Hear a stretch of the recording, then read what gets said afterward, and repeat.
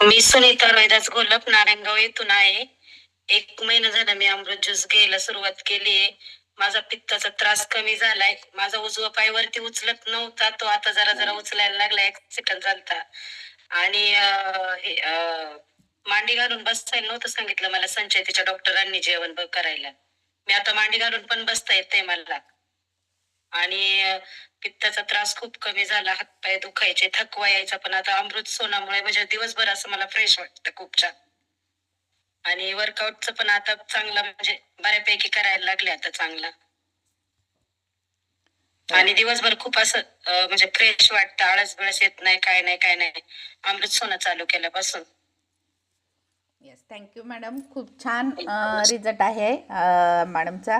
कारण ज्या वेळेला वर्कआउट आणि जॉईन 2 केला. किलो हा बोला बोला बोला. मध्ये बाळा हॉस्पिटलला ऍडमिट होतं, त्याच्यामुळे 8-10 दिवस खाडे झाले माझे, 7-8 दिवस.